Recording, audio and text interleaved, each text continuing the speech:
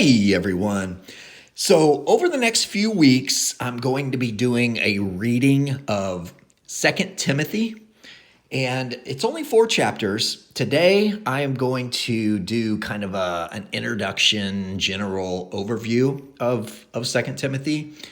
And then over the next few weeks, I'm just going to read a chapter each time and have a little summary discussion on those chapters. So again, tonight I just want to read. I'm going to read a little bit of information on Second Timothy from a couple of different study Bibles that I have, but this will just give a good overview of the book itself. So I'm going to go ahead and start. I'm going to read first from the New King James Version Study Bible, and then I'm going to read from an NIV Study Bible as well. Just again, to give an introduction and overview of the book. So, the introduction here for 2 Timothy, it says, when death nears, priorities change. In light of mortality, what used to seem significant may dim in comparison to one's ultimate fate.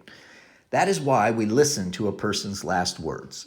When all is said and done, everyone wants to know what gave that person hope in the face of death.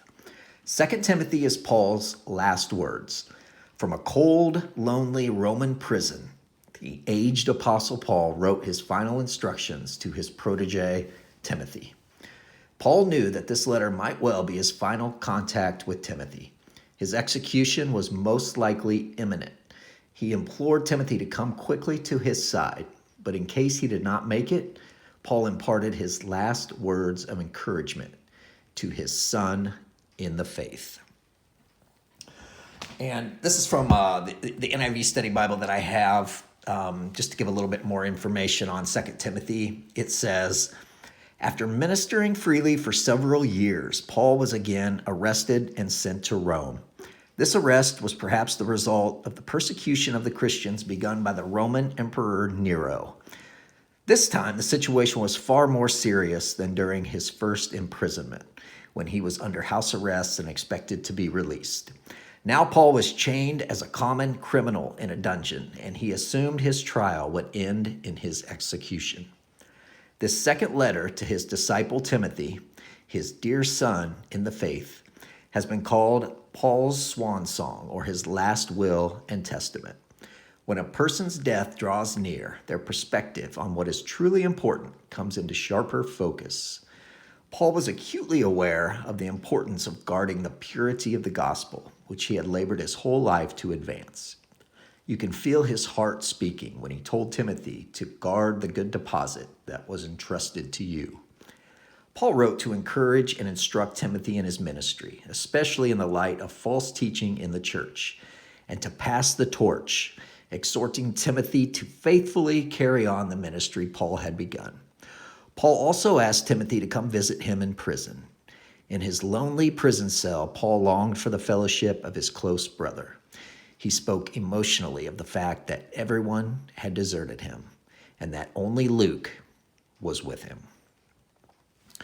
So, again, guys, I mean, 2 Timothy, it's one of the shorter books. I mean, there's only 4 chapters. So, again, I'm going to read through the entire book over the next few weeks, reading a chapter at a time, and then just, discussing it a little bit, pulling some information from it and just making some points. But basically, you can see, I mean, this is kind of his last his last words, essentially, the Apostle Paul. And Apostle Paul is responsible for the vast majority of the New Testament that was written.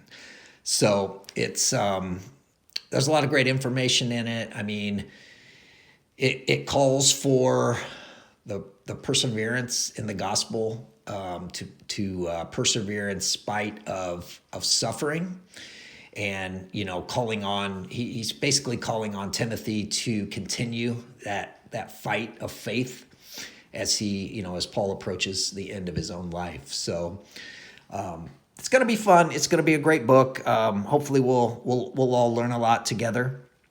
But again, tonight was just kind of an introduction to Second Timothy, and to let you all know what the plan is. Probably one night a week, maybe two some weeks, but probably one night a week.